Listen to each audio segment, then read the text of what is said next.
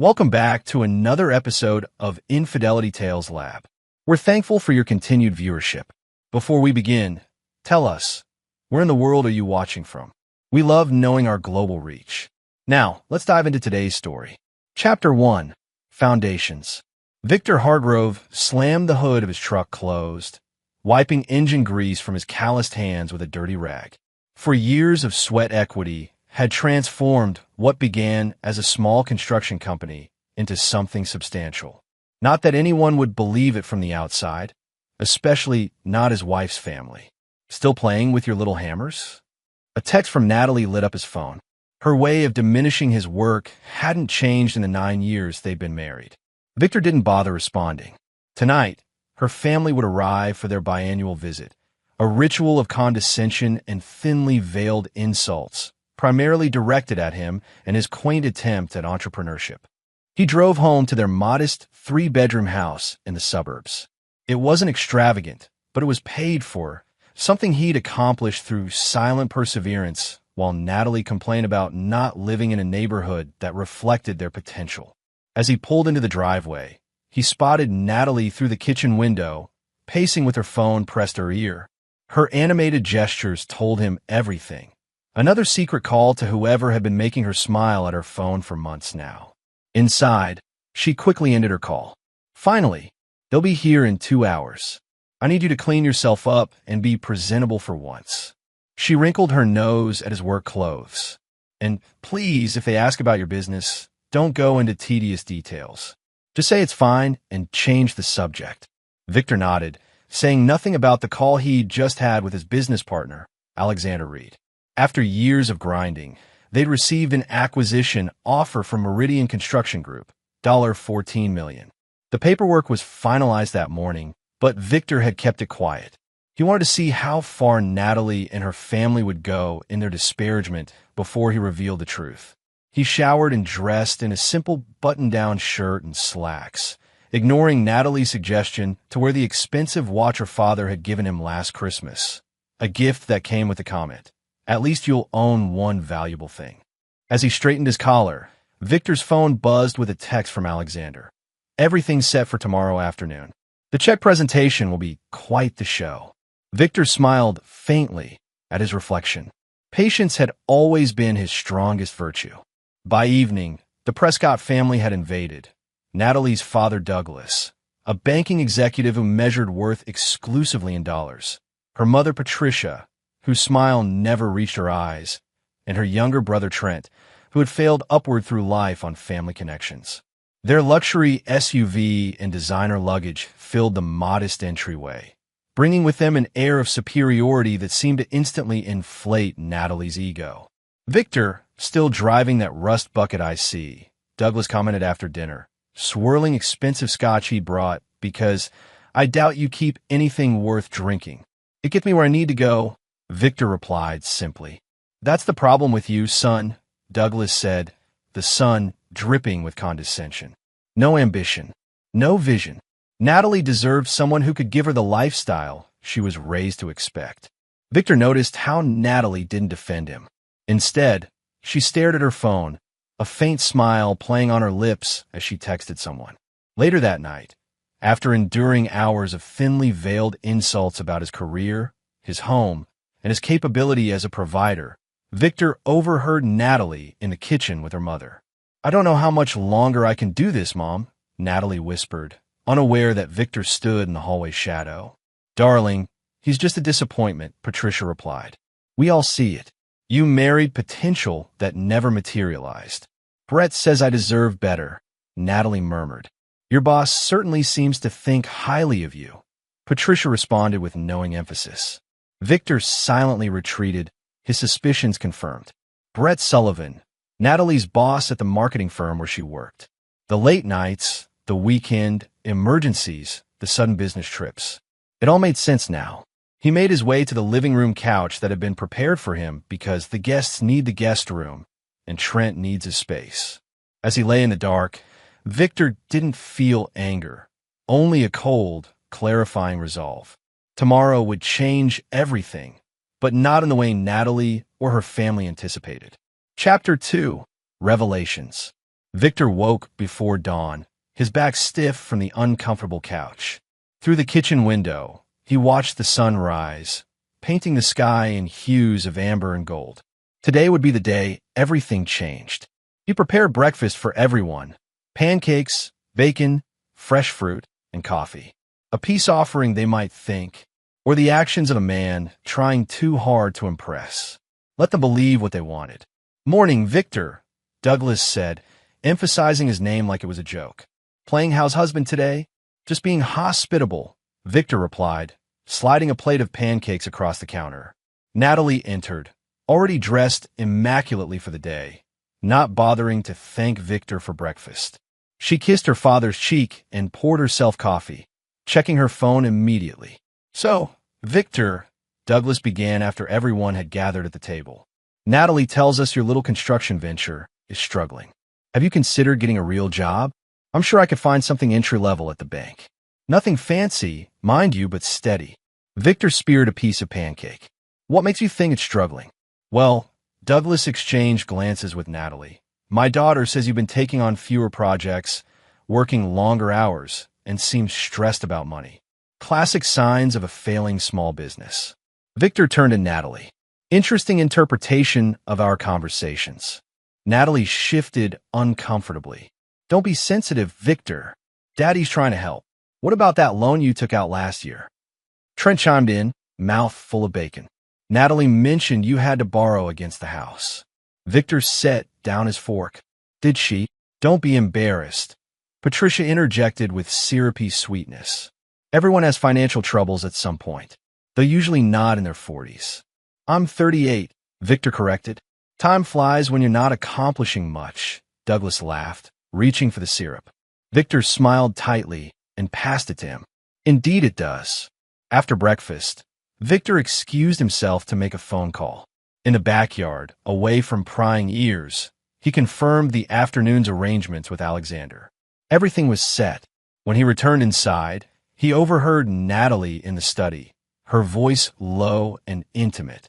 "I can't talk long. They're just as awful as I described." "Yes, he made breakfast, trying to impress them as usual." "No, I haven't told him yet. I'm waiting for the right time." "Yes, I know we agreed on this weekend. I promise after they leave. I love you too." Victor stepped away, his resolve hardening. Not only was Natalie having an affair, but she was planning something, likely to ask for a divorce once her family left. The timing couldn't be more perfect. Throughout the day, the Prescotts continued their passive-aggressive commentary. Victor endured it silently, watching the clock. At 3 o'clock, he suggested everyone gather on the back patio for afternoon coffee. "I have a small surprise," Victor said mildly. "Please don't tell me you're dragging us to one of your construction sites," Trent groaned. "Nothing like that," Victor assured them. "Just thought we could enjoy the weather." As they settled onto the patio furniture, Victor's phone pinged. Right on time. "Excuse me for a moment," he said, walking toward the front of the house. Minutes later, he returned, followed by Alexander Reed in a tailored suit, and behind him, a photographer from the local business journal. "Everyone, this is my business partner, Alexander," Victor announced. The Prescotts stared in confusion. Alexander was clearly wealthy. From his Italian shoes to his Rolex watch, he exuded success in the language the Prescotts understood. "Pleasure to meet Vic's family at last," Alexander said warmly, though his eyes were calculating as they swept over the group. "Hope you don't mind the intrusion, but we wanted to make this official." He nodded to the photographer. "Make what official?" Natalie asked, standing up. Alexander removed an envelope from his jacket. "The buyout, of course. Meridian Construction couldn't be happier with the acquisition." Douglas frowned. "Acquisition? Of Victor's company?" Alexander looked genuinely surprised. "You didn't tell them, Vic?" Modest as always. He turned to the family. "Hargrove Construction has developed a proprietary modular building system that reduces construction time by 40% while meeting all sustainability requirements. Meridian has been pursuing us for months." Before anyone could respond, Alexander held out the envelope to Victor as the photographer positioned himself. $14 million buyout. "Congratulations," he announced, shaking Victor's hand as the camera flashed. A crash made everyone turn. Natalie had dropped her coffee cup, dark liquid spreading across the patio stones. Her face had drained of color. At 14 million, she stammered. Victor walked over to his wife, leaning close to her ear. I know about Brett, he whispered. And as of this moment, you get nothing. Natalie's knees buckled, and she collapsed in her chair, gasping for breath. Chapter 3. Consequences. The patio had fallen silent except for Natalie's ragged breathing. Victor straightened up, tucking the envelope into his pocket while the Prescotts stared in shock. Are you all right, Mrs. Hargrove? The photographer asked, lowering his camera. She's fine, Victor answered smoothly, just overwhelmed by the good news. We've kept this very quiet. Security reasons, you understand. Corporate espionage is a real concern in our industry. Alexander nodded knowingly. That's why we insisted on confidentiality agreements. Even family couldn't know until it was finalized. Douglas Prescott recovered first, his banker's instincts kicking in as the scent of money filled the air. Victor, my boy, he boomed, rising to clap him on the shoulder. You've been holding out on us. This calls for a celebration. Victor stepped away from his touch. Alexander, would you mind giving me a moment with my family? I believe we have some private matters to discuss. Of course, Alexander replied. I'll wait out front with Martin. We still need those final signatures for the transfer. Once Alexander and the photographer had gone, Victor turned to the Prescotts. Douglas was beaming. Patricia was straightening her blouse, as if preparing to be photographed, and Trent was already on his phone, likely updating his social media. Only Natalie remained frozen, her face ashen. $14 million, Douglas said reverently. I had no idea your little operation was worth that much. You weren't supposed to, Victor replied coldly. And it wouldn't have been if I'd listened to Natalie's constant criticism or your belittling advice. Now, Victor, Patricia began, her tone suddenly honeyed. Family can sometimes be too honest, but it's only because we care. Victor laughed, a sound without humor. Is that what you call it? When you whispered to Natalie last night that I was just a disappointment? When Douglas here suggested I get an entry-level bank job? When Trent mocked my truck and my clothes? The Prescotts exchanged uncomfortable glances. Natalie finally found her voice. Victor, please, she said weakly. Let's talk about this privately. What? Victor asked. You've had no problem discussing our marriage with your family. Or with Brett Sullivan. Natalie's eyes widened. What are you talking about? Brett. Douglas frowned. Your boss, Natalie? Victor smiled thinly. More than her boss for the past 8 months. Isn't that right, Natalie? Patricia gasped. Trent's phone slipped from his fingers. This is absurd, Natalie sputtered. Victor's just trying to distract from... From what? Victor interrupted. From the fact that while I was building a multi-million-dollar company, you were planning to leave me? That you and Brett were going to tell me this weekend, after your family left? Natalie's silence was confirmation enough. You've been checking his texts, she finally said, her voice hardening with accusation rather than remorse. I didn't need to, Victor replied. You've been careless. Hotel receipts in your car. Late-night calls in the bathroom. The sudden business trips that Brett also happened to take. And just this morning, I heard you on the phone with him. Douglas cleared his throat. This is a private matter between you two. Perhaps we should. No, Victor cut him off. You don't get to slither away now. For years, you've treated me like dirt beneath your shoes. You've encouraged Natalie to see me as a failure. You've undermined our marriage at every opportunity. We only wanted the best for her. Patricia protested weakly. The best. Victor's voice remained measured but cold. The best would have been supporting her marriage. The best would have been respecting her husband. Instead, you validated her worst instincts, her materialism, her entitlement, her disloyalty. That's not fair, Natalie said, tears now streaming down her face. You were never here. Always working, always at job sites, always with Alexander. Building something, Victor responded. Building a future while you were tearing it down. He pulled out his phone and tapped the screen, then turned it to face them. On display was a series of text messages between Natalie and Brett. Intimate, explicit, damning. How did you get those? Natalie whispered. It doesn't matter, Victor said, pocketing the phone. What matters is I have them. along with hotel receipts, credit card statements, and photographs, all documented and already delivered to my attorney this morning. Douglas stepped forward, his banker's mind calculating rapidly. Now, Victor, I'm sure we can work something out. Marriages hit rough patches. This isn't a negotiation, Victor interrupted. It's an announcement.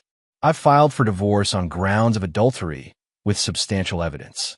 Given Minnesota's laws, Natalie's infidelity will be considered in the division of assets. You can't just, Natalie began. I already have, Victor stated firmly. The papers were served to your office this morning. Brett received his copy as well. Natalie's phone began ringing. She fumbled for it, saw Brett's name on the screen, and answered shakily. Brett? What's happening? Victor could hear the panic in Brett Sullivan's voice from where he stood. After a moment, Natalie lowered the phone, her expression horrified. He's been fired, she whispered. The company has a strict policy against managers having relationships with direct reports. They received anonymous evidence this morning. Victor nodded once. Consequences. You vindictive bastard, Natalie hissed, her shock turning to anger. You planned all of this. No, Victor corrected her. I simply decided not to be your victim anymore. Alexander and I have been working on this deal for months, long before I discovered your affair. The timing is fortunate. He turned to Douglas. You and your family need to leave. Now, pack your things and go to a hotel. This is Natalie's house too, Patricia objected. Actually, Victor replied, the house is solely in my name. Natalie insisted on keeping her name off the deed to protect her credit when we bought it. Another fortunate decision. Douglas puffed up. You can't just throw us out. I can and I am, Victor stated calmly. You have 30 minutes, or I call the police and report you for trespassing. As the reality of the situation sank in, the Prescotts' arrogance crumbled. 30 minutes later, they were gone, luggage hastily packed, Natalie sobbing in the back seat of her parents' SUV as they drove away. Victor stood in the driveway, watching them disappear. Alexander approached from his parked limousine. That went well, Alexander commented. Phase 1, Victor replied. They have no idea what's coming next. Chapter 4, Aftermath. 3 weeks after the Prescotts' disastrous visit, Victor sat in his attorney's office reviewing documents. The spacious corner suite offered panoramic views of downtown Minneapolis, a stark contrast to the cluttered cubicle where Natalie now worked as a customer service representative, the only job she could secure after being blacklisted in the marketing industry. She's asking for half of everything, despite the evidence of infidelity, said Dominic Weathers, Victor's attorney. The silver-haired lawyer had initially seemed too polished, too establishment for Victor's taste, but his ruthless efficiency had quickly proven his worth. That's not surprising, Victor replied, scanning the counter-proposal from Natalie's lawyer. What is surprising is that she thinks she has leverage. Dominic leaned back in his leather chair. Most clients in your position would settle. Offer her $1 million or $2 million to go away quietly. I'm not most clients, Victor said, his voice hardening. And this isn't just about money. Revenge is expensive, Dominic cautioned, both financially and emotionally. Victor looked up, his eyes cold. Then it's fortunate I have resources to spare. After the meeting, Victor drove to a small cafe in a quiet neighborhood. Inside, a tall, athletically built man waited at a corner table. Frank Donovan had served in military intelligence before becoming a private investigator. His services didn't come cheap, but his discretion and thoroughness were worth every penny. What did you find? Victor asked without preamble, sliding into the seat across from him. Frank pushed a manila folder across the table. Brett Sullivan isn't the first married man Natalie's been involved with. Victor nodded, unsurprised. How many? 3 that I could confirm over the past 5 years. All men in positions to advance her career. All married. Frank tapped the folder. Timeline, hotel receipts, photographs, witness statements from hotel staff. The works. And the Prescotts. Frank's expression turned grim. That's where it gets interesting. Douglas Prescott's banking career isn't as sterling as he pretends. He's been investigated twice for ethical violations. Both times, charges were dropped after witnesses suddenly changed their stories or evidence disappeared. Bribes? Almost certainly, but nothing provable. What is provable is that he helped several clients, including his son Trent, hide assets during divorce proceedings. Frank lowered his voice. The statute of limitations hasn't expired on the most recent case. Victor absorbed this information, connecting dots in his mind. And Patricia? Social climber with expensive habits. 3 DUIs in the past decade, all quietly handled through family connections. She's on the board of several charities, but schemes donations to fund her shopping addiction. Trent failed upward his entire life. Currently works at his father's bank in a position created specifically for him. Has a gambling problem he hides from the family. Owes nearly $200,000 to some unsavory characters. Victor sat back, processing this information. Good work. Frank hesitated. There's one more thing. Brett Sullivan isn't just Natalie's lover. They've been planning something beyond an affair. Victor leaned forward. Go on. They opened a joint account 6 months ago. Small deposits at first, then larger ones. Over $120,000 now. Money that appears to have come from your joint accounts with Natalie. Small withdrawals, time to avoid suspicion. A muscle tightened in Victor's jaw. She's been stealing from me. There's more. They purchased property together, a cabin on Lake Minnetonka. Paid in cash. The deed is in Brett's brother's name. Victor's eyes narrowed. They were planning their exit long before I discovered the affair. Appears so, Frank confirmed. And based on text messages my tech guy recovered, they were going to tell you about the divorce the weekend her family visited. The timing of your business deal threw off their plans. Victor stood, dropping several $100 bills on the table. Send me everything. And keep digging, especially into Douglas's banking activities and Trent's gambling debts. I want to know who he owes and how desperate they are to collect. As Victor drove home to the empty house, Natalie was staying with her parents while the divorce proceeded. He felt not anger, but a cold, calculating clarity. The Prescotts and Brett Sullivan had underestimated him for years. They had mistaken his patience for weakness, his silence for acceptance. That mistake would cost them everything. Chapter 5, Strategies. I want to destroy them, Victor stated calmly, sitting across from Alexander in the new offices of their consulting firm. After selling their construction company, they had established Hargrove Reed Strategic Consulting, specializing in construction industry mergers and acquisitions. Alexander raised an eyebrow. All of them? That's ambitious, even for you. They're connected, Victor explained. The Prescotts, Brett, Natalie, they operate as a unit. Douglas provides financial advice, Patricia handles social connections, Trent does whatever dirty work needs doing, and Natalie. He paused. Natalie identifies targets and makes them vulnerable. And you think you were just another target? Alexander asked. Victor nodded. One that didn't work out as planned. They expected a failing contractor they could bleed dry and discard. Instead, they found someone who built something valuable, something they now want a piece of. Alexander leaned forward. I'm with you, whatever you need. But let's be smart about this. What exactly do you have in mind? Victor opened his laptop, displaying a complex flowchart. I've mapped out their vulnerabilities, connections, and pressure points. Each of them has something to lose beyond money, reputation, freedom, relationships. We exploit those vulnerabilities systematically.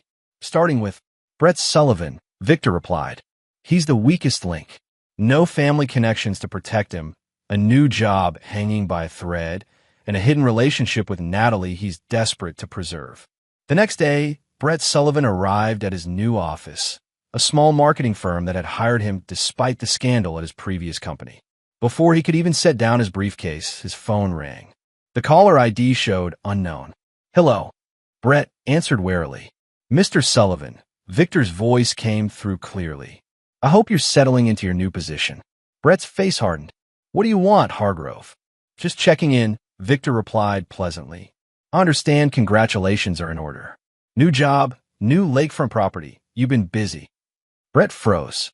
I don't know what you're talking about. The cabin on Lake Minnetonka. Lovely area. Though it's interesting you put it in your brother Michael's name. Tax purposes, perhaps. Brett's voice dropped to a whisper. How did you? I know everything, Brett, Victor interrupted. The cabin. The joint account with Natalie. The $120,000 you've been accumulating, money taken from my accounts. I even know about the plans you made to leave once the divorce was finalized. That's none of your business, Brett hissed. Actually, it is. That money belongs to me, and I want it back. All of it. Brett laughed nervously. Or what? You'll tell your divorce attorney? Go ahead. Natalie will still get half of your millions. I'm not concerned with what Natalie gets from the divorce, Victor stated calmly. I'm concerned with what she and her family have already taken. Return the money by the end of the week, or I'll be forced to take action. Is that a threat? Brett demanded. It's a courtesy, Victor replied. One I'm not obligated to extend. After ending the call, Brett immediately called Natalie, who was staying with her parents. Her phone went straight to voicemail. Panicking, he tried Douglas Prescott's number. Sullivan. Douglas answered coldly. The Prescotts had been cool toward Brett since the revelation of the affair and the subsequent loss of Natalie's claim to Victor's fortune. He knows about the cabin, Brett blurted, and the money. He wants it all back by the end of the week. A long silence followed. Come to the house, Douglas finally said. Use the back entrance. We need to discuss this privately. That evening, the Prescotts and Brett gathered in Douglas's wood-paneled study. The atmosphere was tense, accusatory. You assured me the cabin purchase couldn't be traced, Douglas snapped at Brett. It shouldn't have been, Brett defended. We used cash. The deed is in Michael's name. There's no paper trail connecting it to us. Obviously there is, Patricia interjected, her voice brittle with anger. The question is, what else does he know? Trent, pacing nervously, stopped suddenly. Does he know about the other accounts? The ones for after the divorce. Douglas shot his son a warning look, but the damage was done. What other accounts? Brett asked, looking between them. Nothing that concerns you. Douglas replied dismissively. The immediate issue is this threat from Victor. We need to determine how serious it is. It sounded very serious, Brett insisted. He wasn't angry or emotional. He was cold, calculated. He's bluffing, Douglas declared. He has no proof of where that money came from. It could have been Natalie's savings, gifts from us, anything. Natalie, who had been silent until now, looked up. What if he's not bluffing? What if he goes to the police? With what? Douglas scoffed. Allegations that his soon-to-be ex-wife and her boyfriend bought property together? That's not illegal. The money might be, Natalie said quietly, if he can prove I took it from our accounts without his knowledge. A heavy silence fell over the room. Then we need leverage, Douglas finally said. Something to make him back off. I have an idea, Trent offered, a malicious glint in his eye. Victor cares about his reputation, right? His precious business? What if something happened to damage that? What are you suggesting?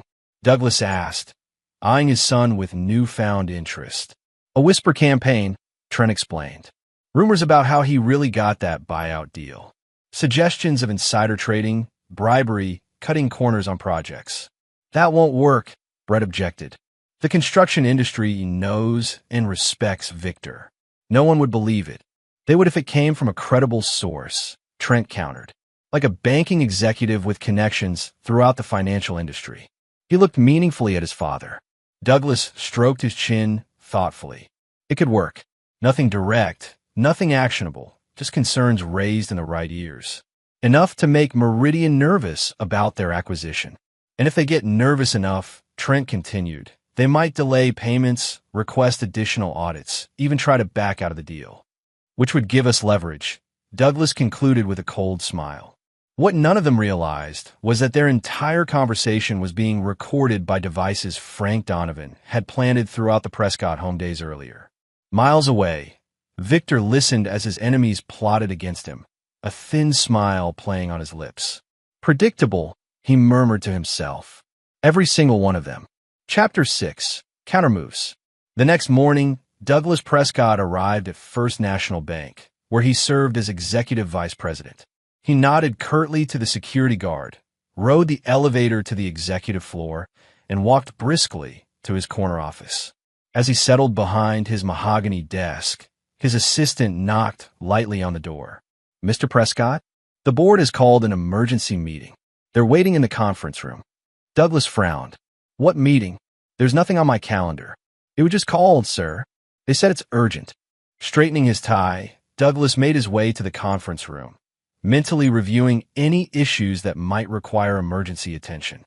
When he entered, the entire board of directors sat around the table, along with the bank's general counsel and a man Douglas didn't recognize. Douglas, the chairman, William Foster, said gravely, "Please take a seat." As Douglas sat, Foster gestured to the stranger. "This is Special Agent Richard Calloway with the FBI's Financial Crimes Unit." Douglas felt the blood drain from his face, but maintained his composure. "What's this about, William?" Foster slid a folder across the table. "The FBI has presented us with evidence of serious ethical breaches, possibly criminal actions, involving several of our high-net-worth clients."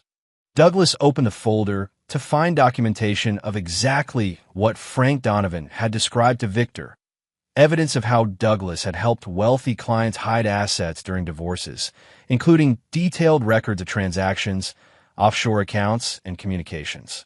"This is absurd," Douglas blustered.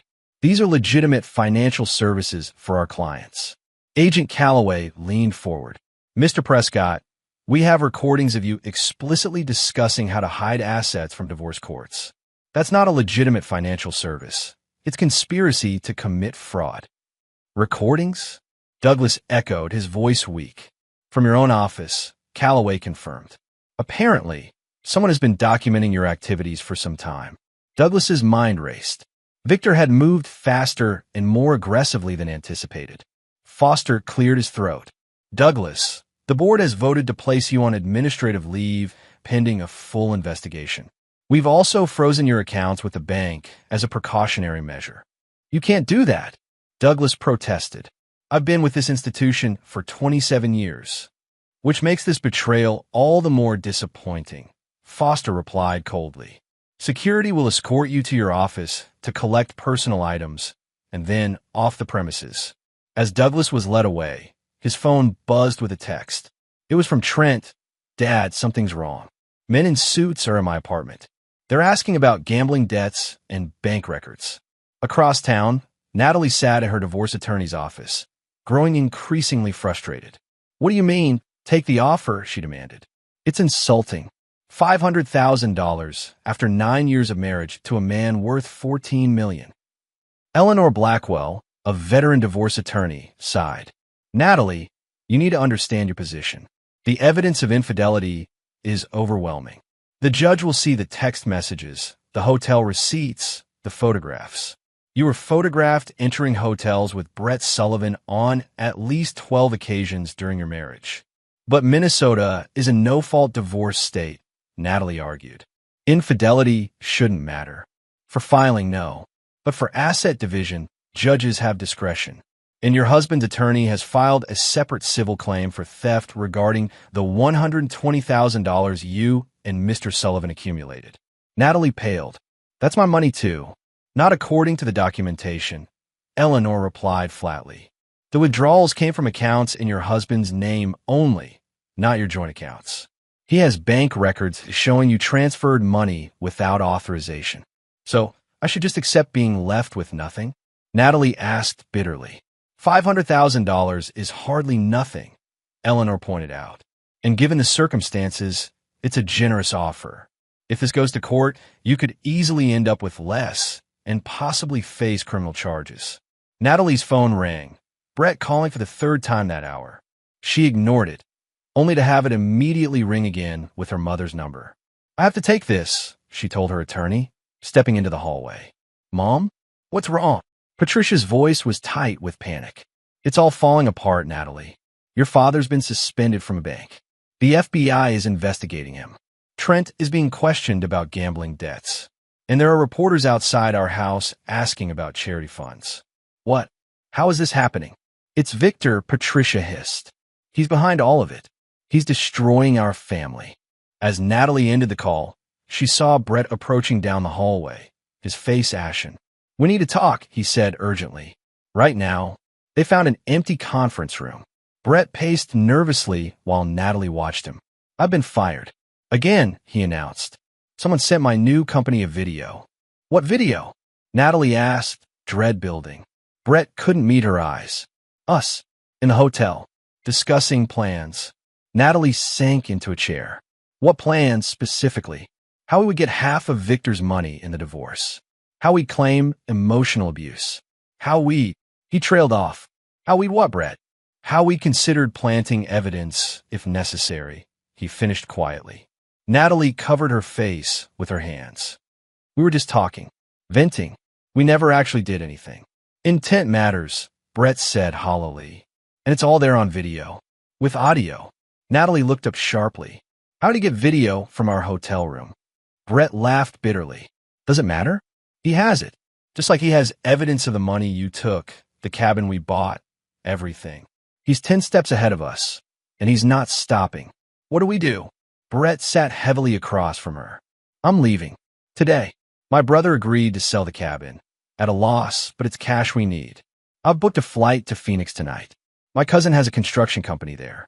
He'll give me work. You're running away? Natalie asked incredulously.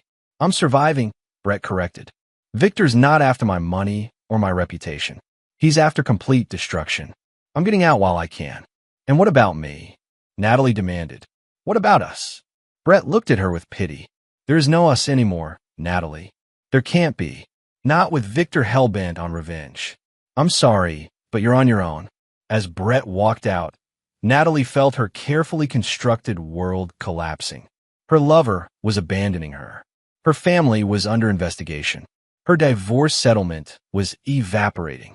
And her husband, the man she had dismissed as weak and unambitious, was methodically dismantling everything and everyone she cared about. She took out her phone with trembling hands and dialed Victor's number. After 4 rings, he answered. Hello, Natalie. Please, she whispered. Please stop this. A long pause followed. Stop what exactly? You know what? The investigations. The recordings. All of it. You've made your point. Have I? Victor's voice was calm, almost curious. And what point would that be? That you're powerful. That you can hurt us. That you're not the pushover we thought you were. Another pause. That's not the point at all, Natalie. The point is consequences. Actions have them. Yours. Your father's. Brett's. All of you made choices, and now you're experiencing the results. What do you want? She asked desperately. Money? I'll give back every cent. The cabin? Brett's selling it already. Just tell me what it will take to end this. It's not about what I want, Victor replied. It's about what you all deserve. And we've barely begun to explore that question. The line went dead, leaving Natalie staring at her phone in horror. For the first time, she truly understood what Victor had become. Not a wronged husband seeking recompense, but an avenging force determined to mete out justice as he saw fit. And there was nothing she could do to stop him. Chapter 7. Collapse. 1 month after Victor's revelations, the Prescott family gathered once again. Not in their elegant home, but in a small apartment Natalie had rented on the outskirts of Minneapolis. The luxury and privilege they had taken for granted had vanished with stunning swiftness. Douglas sat hunched in a folding chair, aged beyond his years. The FBI investigation had expanded to include several of his clients, all of whom had eagerly turned on him to save themselves. First National Bank had terminated him after an internal audit uncovered even more ethical violations. His accounts remained frozen, his reputation in tatters. Patricia paced nervously, checking her phone every few minutes. The charity boards she had once dominated had all requested her resignation after anonymous tips led to investigations of financial irregularities. The country club had revoked the Prescott's membership. Former friends no longer returned her calls. Trent slouched on Natalie's second-hand couch, nursing a bruised jaw, a warning from his gambling creditors, who had grown impatient after his father's fall from grace eliminated their hope of easy payment. It's been a month, Douglas said hoarsely. A month of hell. When does it end? It doesn't, Natalie replied, setting cups of cheap coffee before them. Not until he's satisfied. And when will that be? Patricia demanded. When we're all in prison. When we've lost everything. He said it was about consequences, Natalie explained, her voice hollow. About getting what we deserve. And who is he to decide what we deserve? Douglas exploded, then winced as pain shot through his chest. The stress had triggered angina attacks. adding medical bills to their mounting troubles. He's the man we underestimated, Natalie answered simply. The man we humiliated and betrayed. The man who built something valuable while we were planning to take it from him. Trent looked up, his eyes bloodshot. There has to be a way to fight back. Everyone has vulnerabilities. Not Victor, Natalie said. Not anymore.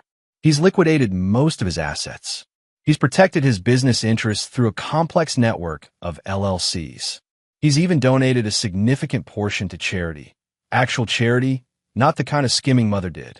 What about Alexander? Douglas suggested. His business partner. Could we get to Victor through him? Natalie shook her head. Alexander is as ruthless as Victor now. Besides, they've been friends since college. He's the godfather to Alexander's children. So we just give up? Patricia asked, her voice cracking. Except that he's destroyed us? Maybe, Natalie said quietly. Or maybe there's one last option. What? Douglas asked eagerly. Natalie looked at each of them in turn. The truth. Complete honesty. About everything. Are you insane? Trent sputtered. Dad could go to prison. We're already losing everything, Natalie pointed out. Our money, our status, our reputations. At least with the truth, there's a chance for, I don't know, not forgiveness, but perhaps an end. Absolutely not, Douglas declared. We admit nothing. Before Natalie could respond, a knock came at the apartment door. She approached cautiously and checked the peephole, then stepped back in shock. It's Victor, she whispered. The Prescotts froze, exchanging panic glances. After a moment's hesitation, Natalie opened the door. Victor stood in the hallway, immaculately dressed in a tailored suit. Behind him stood Frank Donovan and another man none of them recognized. May we come in? Victor asked politely, as if this were a social call. Wordlessly, Natalie stepped aside.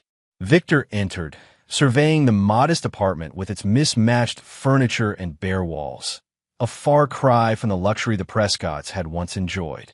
Victor, Douglas began, struggling to his feet. We need to... Sit down, Douglas, Victor interrupted calmly. You look unwell. Douglas sank back into his chair, deflated. Allow me to introduce my associates, Victor continued.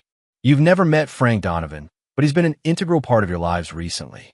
He's responsible for the recordings, the photographs, the financial documentation. Very thorough. Frank nodded once, his expression impassive.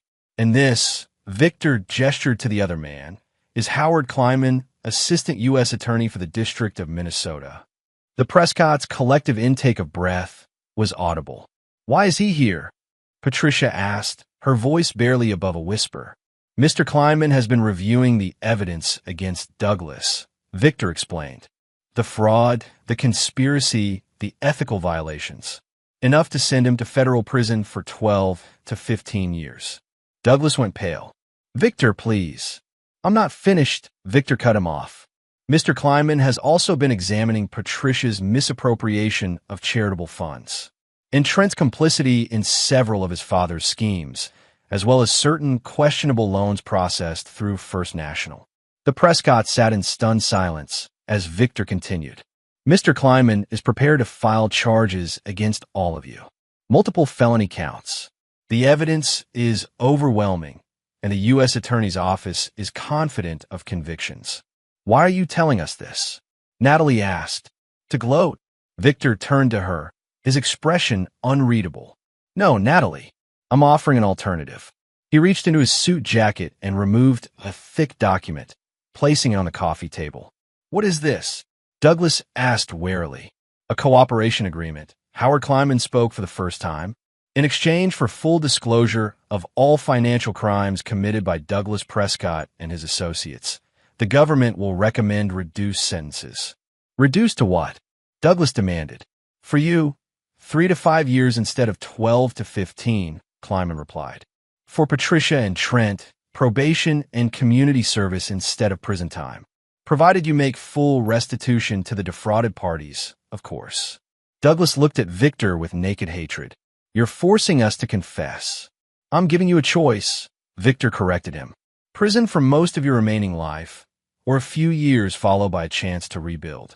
A harsh consequence, certainly, but not as harsh as it could be. And what about me? Natalie asked quietly. What's my punishment? Victor turned to her. You've already lost your marriage, your lover, your status, and your financial security. The civil judgment for the stolen funds has emptied your remaining accounts. I consider our business concluded. Natalie nodded slowly, understanding the finality in his voice. You have 24 hours to decide, Kleiman said, standing. The offer expires then. As Victor and his associates prepare to leave, Douglas surged to his feet, his face contorted with rage. You smug bastard, he snarled. You think this makes you better than us? You're just as cruel, just as vindictive. Victor paused at the door. The difference, Douglas, is that I never pretended to be anything else.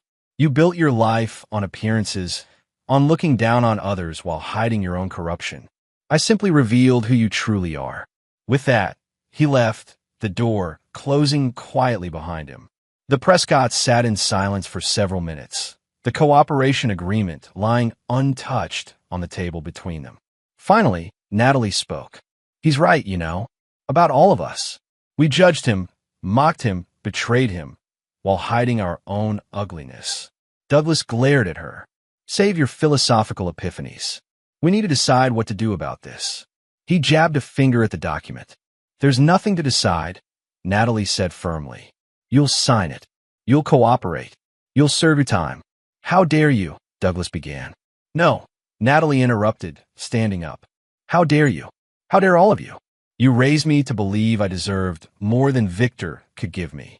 You encouraged me to cheat, to steal, to lie. And now we're all paying the price. She picked up the cooperation agreement. Sign it, Dad. It's over. Victor won. Chapter 8, Atonement. 6 months later, Victor sat in the visitors area of the Federal Correctional Institution in Duluth, waiting. The room was sparse but clean, filled with other visitors, mostly women and children seeing husbands and fathers. Victor was one of the few men visiting another man. Douglas Prescott entered in his prison uniform, the orange fabric hanging loosely on his frame.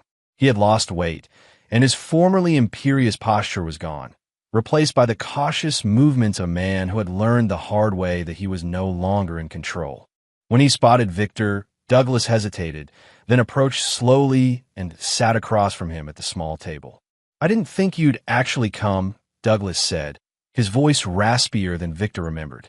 I said I would, Victor replied simply. They sat in uncomfortable silence for a moment before Douglas spoke again.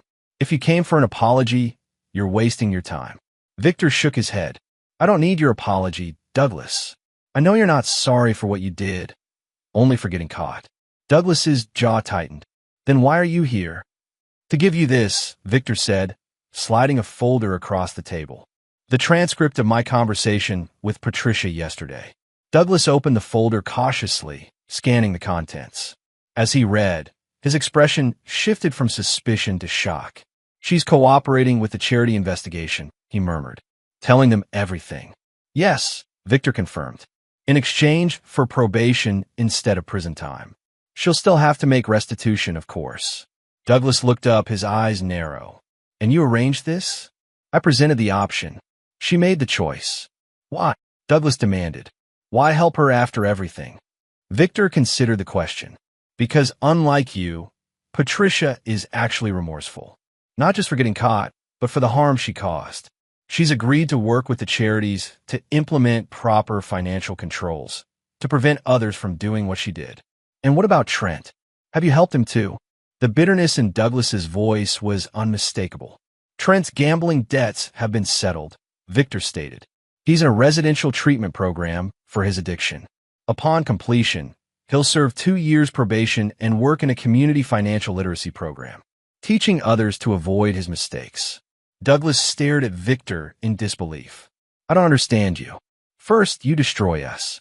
Now you're what? Saving us. Not saving, Victor corrected, allowing the possibility of redemption. There's a difference. And Natalie? Douglas asked, what redemption have you offered her?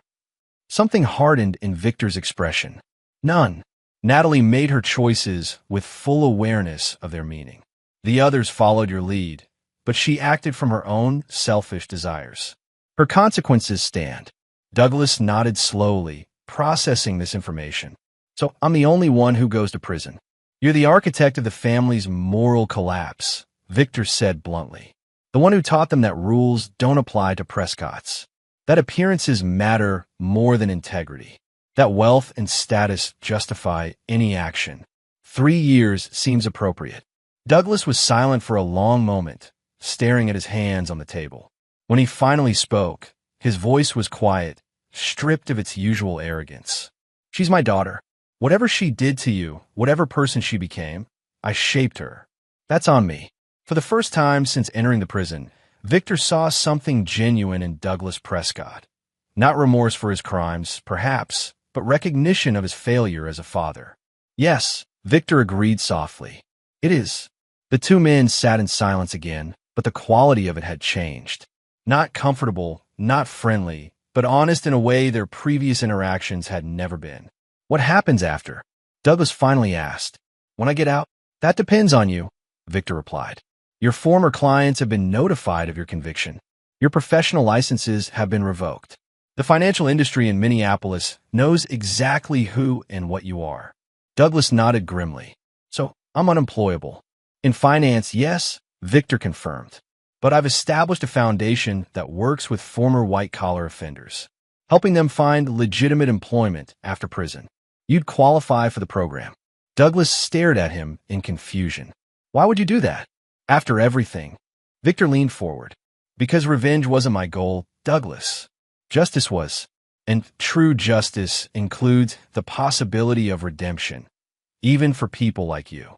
As their time came to an end, Douglas stood to return to his cell. But before leaving, he asked one final question. Do you ever regret it? How far you went? Victor considered this carefully before answering. I regret that it was necessary.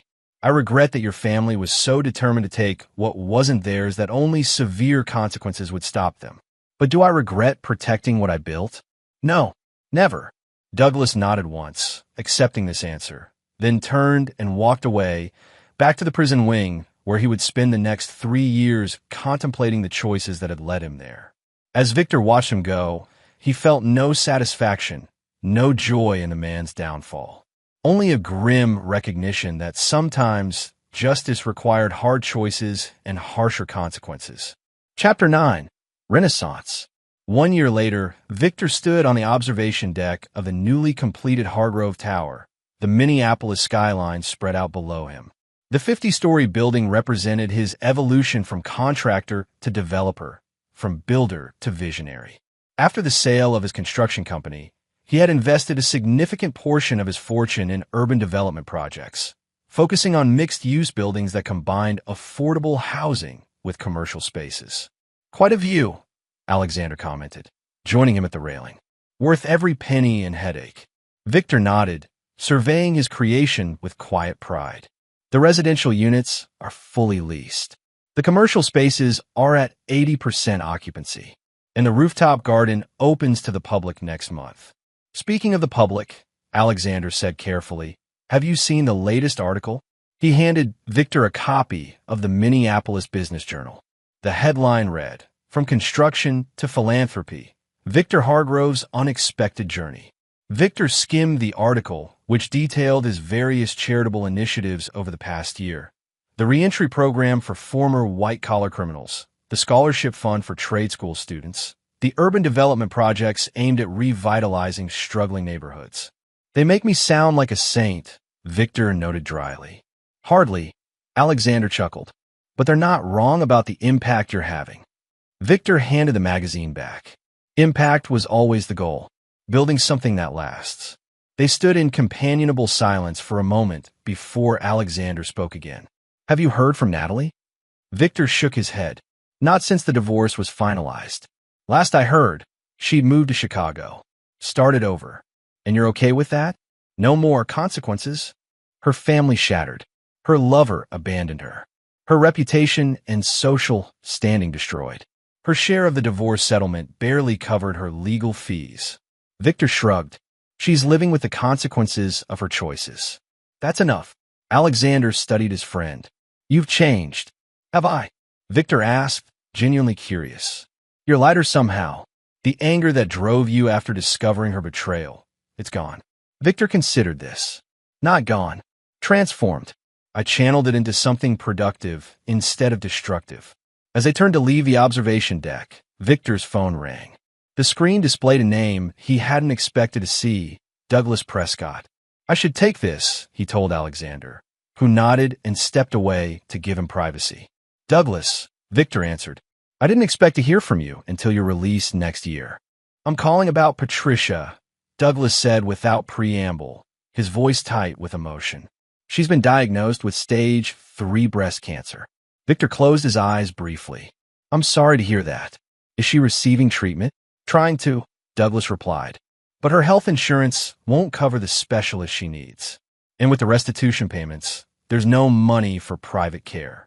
Victor understood what wasn't being said. What are her doctors recommending? A surgical oncologist at Mayo Clinic. Dr. Winters. He has a new approach that could help, but there's a 6-month waiting list for new patients. I see, Victor said quietly. And you're calling me because... Douglas sighed heavily. Because you're the only person with both the resources and the connections who might help. Despite everything. Victor was silent for a long moment. I'll make some calls. Dr. Winters is on the board of one of my foundations. Thank you, Douglas said, the words clearly difficult for him. I know you have no reason to help us. I'm not doing it for you, Douglas, Victor clarified, or even for Patricia. I'm doing it because it's the right thing to do. Something your family never quite understood. After ending the call, Victor walked to the edge of the observation deck again, looking out over the city he had helped shape. So much had changed in 2 years, his marriage, his business, his understanding of himself. The revenge he had executed against the Prescotts had been calculated and thorough, but it hadn't brought him the satisfaction he'd expected. Only when he began channeling his resources into creation rather than destruction did he find something resembling peace. His phone buzzed with a text from Dominic Weathers, his attorney. The Prescott cooperation has led to 3 more indictments. Ripple effects of your justice. Victor smiled slightly. Justice, not revenge. The distinction mattered. As the sun began to set over Minneapolis, casting long shadows across the cityscape, Victor thought about the words he had whispered to Natalie on that pivotal day when the check was presented, the words that had made her collapse. I've known about Brett for months. I've documented everything. And I promise you, by the time I'm done, you'll have nothing and no one. He had fulfilled that promise. The Prescotts had been exposed, Brett had fled, and Natalie had lost everything she valued. Victor had orchestrated their downfall with the same meticulous attention to detail he brought to his construction projects. But somewhere along the way, destruction had ceased to satisfy him. He had begun to build again. Not just buildings, but opportunities, programs, futures for people who needed second chances. Not because he had forgiven those who betrayed him, but because he refused to let their betrayal define him. The elevator door opened behind him, and Frank Donovan stepped onto the observation deck. Beautiful evening, Frank commented, joining Victor at the railing. It is, Victor agreed. How's the foundation work going? Frank had transitioned from private investigator to director of Victor's reentry program, using his skills to vet participants and create security protocols. Douglas Prescott's application came through today, Frank said, for post-release employment. Victor nodded. I expected that. And he's qualified. His cooperation led to significant prosecutions, and his work in the prison library has been exemplary. Frank hesitated. But given your history with him, I wanted to consult you before proceeding. Victor considered the irony of Douglas Prescott seeking help from the very foundation created by the man he had once treated with such disdain. Life had a way of coming full circle. Process the application, Victor decided. Standard procedures. No special treatment, good or bad. Frank nodded, understanding. And if he succeeds in the program? Then he rebuilds his life on different terms than before. That was always the point. As Frank left, Alexander returned, carrying 2 glasses of whiskey. He handed one to Victor. To Hargrove Tower, Alexander proposed, raising his glass. And to whatever comes next. Victor clinked his glass against his friend's. To building instead of breaking. They drank in silence, watching as the city lights began to twinkle in the growing darkness. Victor thought about the journey that had brought him here, from sleeping on the couch during his in-laws' visit to standing atop a building bearing his name. From a husband dismissed as a disappointment to a man who had remade himself and, in the process, helped remake parts of his city. The Prescotts had underestimated him, as had Natalie and Brett. They had mistaken his patience for weakness, his restraint for lack of ambition. They never understood that while they focused on appearances, on status, on what others thought of them, Victor had been building something real, something that would outlast all of them. He hadn't forgiven their betrayal. He never would. But he had moved beyond it, channeling the cold fury that once drove him into a more constructive force. Not because he was virtuous or magnanimous, but because he had learned that true power lay not in destruction, but in creation. As night fell completely over Minneapolis, Victor finished his whiskey and turned away from the view. Tomorrow would bring new projects, new challenges, new opportunities to build. The past, with all its betrayals and lessons, was firmly behind him. He had prevailed, not just by breaking those who had wronged him, but by refusing to become what they were, people whose lives were defined by taking rather than creating, by appearance rather than substance. That was the truest revenge of all. And there you have it. Another story comes to an end. What did you think? I'd love to hear your thoughts in the comments below. If you enjoy this story, consider joining our community by subscribing. It means the world to us. For more stories like this one, check out the recommended videos on screen. And I'll see you there.